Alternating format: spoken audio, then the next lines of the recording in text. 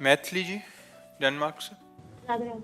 राधे राधे महाराज जी। महाराज जी, मैं पिछले 1 साल से आपको सुन रही हूँ और आपसे प्रेरित होकर राधा नाम भी शुरू कर दिया है, लेकिन मेरा कोई इष्ट ना होने की वजह से सारे नाम प्यारे लगते हैं मुझे। क्या ये मेरी आध्यात्मिक उन्नति में बाधा बन सकता है?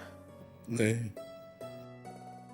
प्रारंभ में सबकी साधना ऐसी ही होती है। जो नाम भगवान का सामने आया, रूप आया, वो सब प्रिय लगता है। आगे चलकर जब उन्नति होती है अध्यात्म में, तब फिर एक में रति हो जाती। प्रेम बहुत से नहीं होता, प्रेम एक से होता है। प्रेम गलियति सांकरी तामे दो न समाए। प्रेम में दो नहीं समा सकते, एक ही। तो एक से प्रेम हो जाता है, बस उसी का रूप, उसी का नाम, उसी के चिन्ह, और कुछ अच्छा नहीं लगता। जब तक अच्छा लगता है, हम उसे सरल भाषा में ऐसे बता सकते हैं कि जब तक लड़की का ब्याह नहीं होता, तब तक वो सैकड़ों फोटो देख ले, कोई परेशानी नहीं है, नहीं ना। और ब्याह के बाद 2 फोटो रखना भी परेशानी की बात हो जाएगी।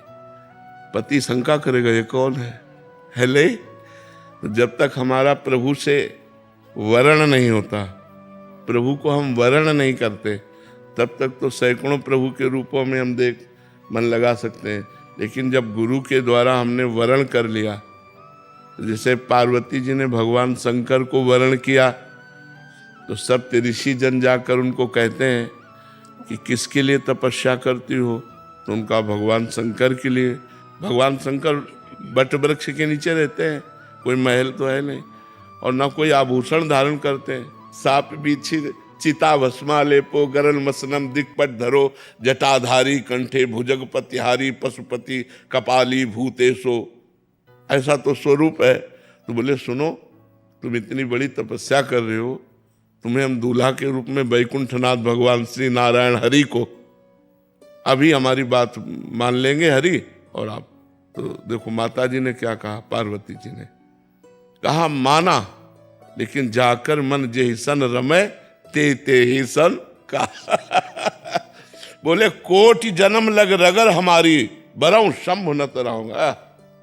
करोड़ जन्म लूंगी और हर जन्म में तपस्या करूंगी कि भगवान शंकर हमारे पति हो, भूल कर भी मैं किसी को स्वीकार नहीं करूंगी। जबकि वही शंकर जी है, वही हरि जी है, वो दूसरा थोड़ी। तो जब प्रेम की बात आती है, जब वर्ण की बात आती है, तो कोटि जन्म लग रगर हमारी बरऊं शंभु न रहूं कुमारी। हमारी जीभ कट जाए जो हम और कुछ बोले, हमारी आंख फूट जाए जो हम और कुछ देखे, हमारे कान फूट जाए जो और कुछ सुने। हरिवंश महाप्रभु कहते हैं, रसना कटो जो अन्न रटो, निरखी अन्न फुटो नयन, श्रवण फुटो जो अन्न सुनो, श्री राधा जसमैन। राधा के बिना कुछ नहीं। पर वो बात बहुत आगे की है, अभी प्रारंभ की स्थिति में चलने दो ऐसे। जब वो आगे आएगा तब फिर वो रंग आ जाएगा। अब कक्षा 1 का लड़का PhD की बात क्या समझे भाई, वो पढ़ते पढ़ते PhD में पहुंचा है। अब कक्षा 1 क्लास का विद्यार्थी PhD तो पहाड़ जैसी लगेगी उसको, लेकिन वही पढ़ते पढ़ते जब पहुंचेगा तो उसका एक विषय हो जाएगा। तो इसलिए हमें डरना नहीं है कि बहुत ऊंचाई की बात है, हम उसको धीरे धीरे उन्नति करें और अध्यात्म उन्नति के द्वारा हम वो स्थिति लावें। संदीप डबास जी, दिल्ली से। राधे राधे महाराज जी। राधे राधे महाराज जी। महाराज जी, परसों मैं अपने मित्र के साथ गिरिराज जी की परिक्रमा कर रहा था। वहां मैंने देखा कि दंडवत परिक्रमा प्राय आर्थिक रूप से गरीब जने ही कर रहे थे, कमजोर जने ही कर रहे थे। मेरे मन में प्रश्न उठा कि अमीर बड़ी कृपा है उनके ऊपर जो गिरिराज जी की दंड, सच्चे पूछो तो अमीर वही है, तपस्या के धनी है, भगवान का नाम जप करते हैं, हर दंडवत पर मंत्र जप करते हैं, और गिरिराज जैसे पावन महान जो भगवान का स्वरूप है, उनकी तलहटी में, उनकी रज में लोट लगा रहे, सच्चे धनी तो वही हैं। और जो धनी लोग अपने पुण्य नष्ट कर रहे हैं भोग कर, आखिरी में उनका जो दुर्गति होगी और इनकी सदगति होगी। रज में लौटने के लिए तो हिम्मत चाहिए ना। हाँ, जब बढ़िया कीमती कपड़ा पहने तो रज में कैसे लौटेंगे? रज में तो वही लौटेंगे ना जिनको वो प्यारी लग रही है। हाँ, ये तो बड़े भाग्य हैं जो दंडोती परिक्रमा दे रहे, उनको प्रणाम करना चाहिए और हो सके तो कुछ सेवा करनी चाहिए। बहुत सच्ची सेवा है। दिन भर दंडवती करते हैं, अब कुछ दूध फल वल ले करके खा लेंगे, उनको जरूर देना चाहिए। साधारण थोड़ी पूरी बस दंडवती मार के फिर तुरंत खड़े होना, फिर दंडवती होना, फिर तुरंत खड़े होना। आप 10 लगा के देखो तो आपको यहाँ दर्द होने लगेगी। तो वो बहुत मतलब मजबूत शरीर चाहिए दंडवती लगाने के लिए। और चिकने फूले पेट, उनको high blood pressure, low blood pressure, sugar, वो थोड़ी लगा पाएंगे। और अगर वो लगावें तो ठीक भी हो जाए, क्योंकि मेहनत होगी और पाप नष्ट होंगे तो ठीक भी हो जाए, पर प्राय ऐसे लोग नहीं लगाते हैं। हिमाली ठक्कर जी। श्री हरिवंश महाराज। श्री हरिवंश महाराज जी, परम धाम मोक्ष के लिए क्या करना चाहिए? नाम जप। कलयुग केवल नाम आधारा, सुमिर सुमिर भव उतरहि पारा। कलयुग में जितना अधिक नाम जप करोगे उतने भगवान की भक्ति बढ़ेगी, और जितना भगवान की भक्ति बढ़ेगी उतने परम पद नजदीक है। भगवान के चरण कमल ही तो परम पद है। हमें अगर संतों का संग मिले और नाम जप हो और भगवान की लीला कथा सुने और जो कर्म करें वो ईमानदारी वाला कर्म करें और भगवान को समर्पित कर दें, तो गृहस्थी में रहते हुए भी भगवत प्राप्ति हो जाएगी, गृहस्थी में रहते हुए भी परम पद मिल जाएगा। कांचन जी मुंबई से। राधे राधे। राधे राधे महाराज जी। महाराज जी, मैं एक सरकारी बैंक में अधिकारी के पद पर कार्यरत हूँ। मैं पूरी ईमानदारी निष्ठा से मेरी नौकरी करती हूँ। 3 महीने पहले आपका एकांतिक वार्तालाप सुना और आपकी वाणी जी का नशा ही हो गया। अब आपकी आवाज़ के बिना रह नहीं पाते महाराज जी। पर मैं बहुत आलसी हूँ, तो लगता है जैसे सब लोग पूजा करते हैं वैसी मैं तो कर नहीं पाऊंगी। क्या मैं केवल नाम जप करूँ? बहुत बहुत बहुत सुंदर, इसी से हो जाएगा, नाम जप से हो जाएगा, नाम जप से हो जाएगा। आप निश्चिंत रहिए, खूब नाम जप कीजिए, सारी पूजा हो जाएगी, सारे तीर्थों का फल मिल जाएगा, सब शास्त्रों के स्वाध्याय का फल मिल जाएगा, सब यज्ञों का फल मिल जाएगा, सब पुण्यों का फल मिल जाएगा। नाम जप करो, हमारी बात पर विश्वास करो। आपका आशीर्वाद चाहिए। हाँ, खूब नाम जप करो, खूब नाम जप। प्रवेश कुमार जी दिल्ली से। राधे राधे महाराज जी। राधे राधे महाराज जी। महाराज जी, जब किसी की गलत बात सामने होती है तो मैं चुप रहकर, मौन रहकर सहन नहीं कर पाता, विरोध करता हूँ, फिर वाद विवाद हो जाता है। फिर महाराज जी ये कैसे कह रहे हैं कि अपने भावों को तब नियंत्रित करूं या नहीं करूं? नहीं, उसे कई जगह नियंत्रित नहीं करना चाहिए। हमारा भी स्वभाव है, कई जगह नियंत्रित किया जा सकता है जहां हम देखते हैं कि विशेष कोई बात नहीं है। लेकिन अब किसी लड़की को कोई छेड़ रहा है, किसी बूढ़े की कोई जंजीर खींच रहा है, जेब काट रहा है, किसी को परेशान कर रहा है, हम अपने भावों का समन करें, वो फिर तो मतलब धिक्कार है। फिर ऐसी बात नहीं है कि हम अपने प्राणों को बचाने के लिए वहाँ कूद पड़ना चाहिए। हाँ, उसमें नहीं, ऐसा कोई गाय को मार रहा है, कोई बूढ़े को मार रहा है, कोई माता बहनों को सता रहा है। आजकल लोग वीडियो बनाना ज्यादा पसंद करते हैं, बचाना पसंद नहीं करते। कुत्ता काट रहा है उसको सीन आनी चाहिए। पूरे दांत लगते हुए आना चाहिए उसमें, ये नहीं है क्या? आज का समय ऐसा है ना, ये नहीं कि उसको बचाए, वीडियो की जरूरत नहीं है, जरूरत उसके बचाने की, पर वो बिल्कुल एकाग्र होकर और जूम करके बनाएगा। तो आज के लोगों की मानसिकता बदलने हम आपको धन्यवाद देते हैं। ज्यादा चुप रहने की जरूरत नहीं है। जहां ऐसी कोई परिस्थिति है कि हमारा बोलना आवश्यक है, वहां बोलना चाहिए, चाहे जो कुछ हो जाए, परिणाम बाद में देखा जाएगा। क्योंकि आज हमारे समाज में यही तो हो रहा है कि उसका एक्सीडेंट हुआ पड़ा है, अगर हम ले जाएंगे तो पुलिस हमसे पूछेगी, ये होगा वो होगा। अपने बचाव पक्ष की बात आ जाती है, ना कि सामने वाले के बचाव पक्ष की बात। उस समय में उसकी जान बचानी है, उसको ला दो, जो होगा सो देखा जाएगा, अस्पताल ले जाओ। ऐसे ही हम जिस समय कोई संकट में फंसा है तो हमको अपनी जान भी अर्पित करके यदि उसके संकट से हम निवारण कर दिया तो हमें भगवत प्राप्ति हो जाएगी। परहित लाग तजय जो देही, संतत संत प्रशंसा ही। दूसरे के हित के लिए जो अपने शरीर को बलिदान कर दे तो उसे भगवान की प्राप्ति प्राप्त हो जाती है, जो बड़ी दुर्लभ है। तो आज समाज सही पूछो तो धीरे धीरे स्वार्थी होता जा रहा है। अगर वो किसी बूढ़े की चैन खींच रहा है तो अपने व्यूज बनाने के लिए वो उसकी वो फोटो खींचेगा, वो उसको डालेगा, मतलब वीडियो बना के, ना कि वो टूट पड़ेगा उसके ऊपर, हल्ला ही मचा दो तो भाग जाएगा। एक बात होती है ना, जैसे गर्जना करके जो हल्ला मचा दो, ईंट उठाओ, आप दौड़ो, तो वो सामने वाला डर जाएगा। लेकिन आजकल ऐसा नहीं, बगल से निकल जाएंगे, अपने को बचा, अपनी पल्स बचा के निकल जाएंगे, उसकी ले जाए तो कोई बात नहीं। ये बहुत स्वार्थी बुद्धि है, ऐसी बुद्धि नहीं रखनी चाहिए। हम धन्यवाद देते हैं। अराजकता फैलती चली जाएगी, सब अपने अपने स्वार्थ में लगे तो विरोध कौन करेगा? उस समय बल भगवान देते हैं। ऐसा निश्चित समझो, जब आप किसी की रक्षा के लिए उतरेंगे ना, तो आपको ऐसा महसूस होगा कि मैं बलवान हूं, क्योंकि भगवान उस समय आपको बल देंगे, आप परहित करने जा रहे हैं। बीना छाबड़ा जी। राधे राधे गुरु। राधे राधे महाराज जी। महाराज जी, आपके अनुसार हमारी भक्ति का स्वरूप भी वही था जैसे कि अलग अलग चालीसा पढ़ना? आपकी कृपा से हमें सोशल मीडिया के माध्यम से मिला, आपसे हमें राधा नाम मिला, राधा नाम से हमें शरणागति मिला। आपकी कृपा से हम ये प्रारंभिक सीढ़ियां तो बहुत आसानी से चढ़ते गए। तो महाराज जी, क्या आगे भी लीला प्रवेश में भी इसी सुगमता से सब कार्य होते चले जाएंगे? नहीं, कुछ तो सीढ़ियों वाला मार्ग है, इसका प्रश्न है, और कुछ लिफ्ट वाला मार्ग है। लिफ्ट वाला मार्ग है, बस बगले में है।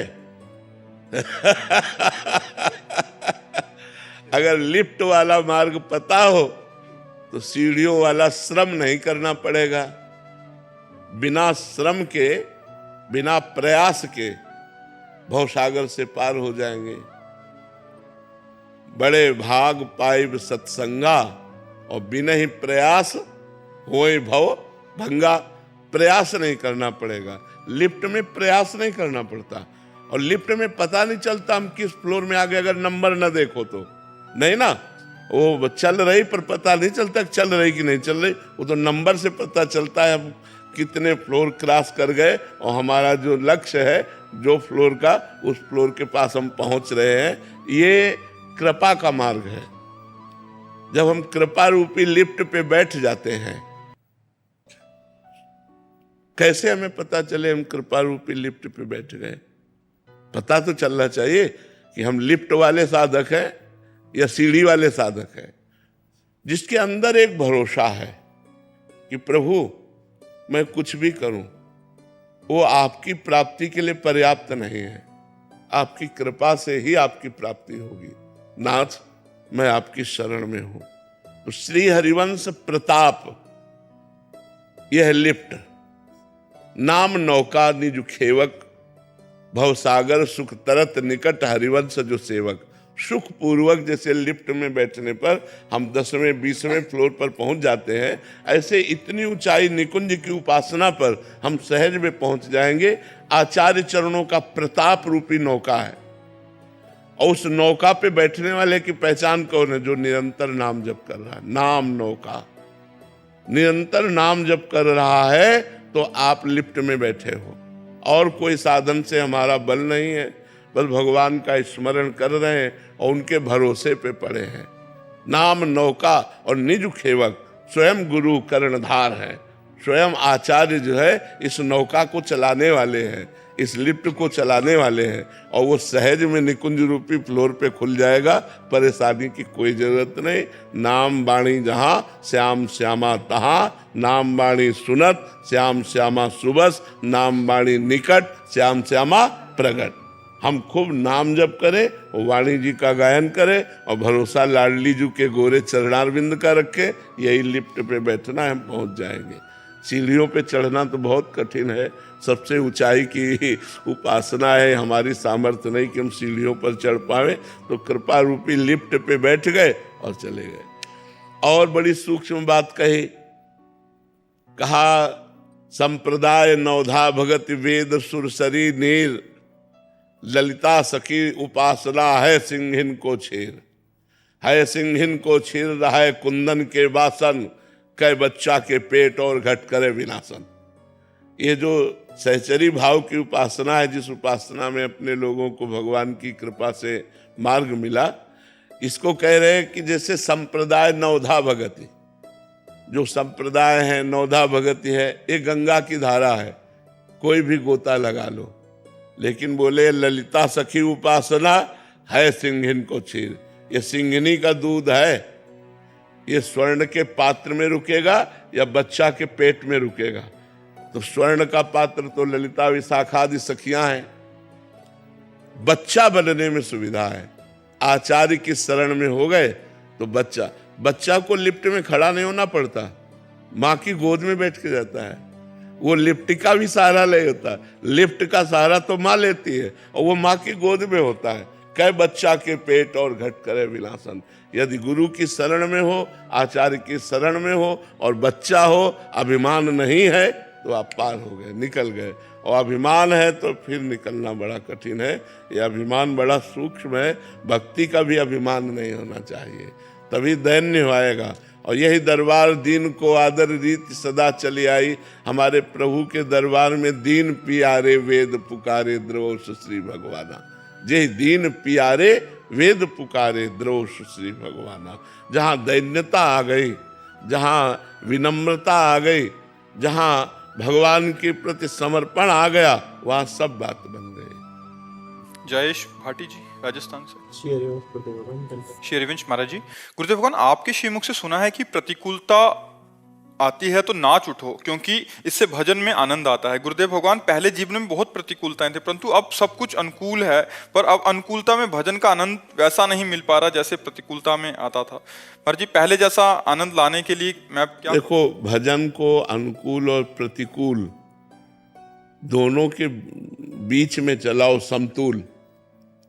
समतुल। भजन सच्चिदानंद भगवान का सम अवस्था में चलाओ।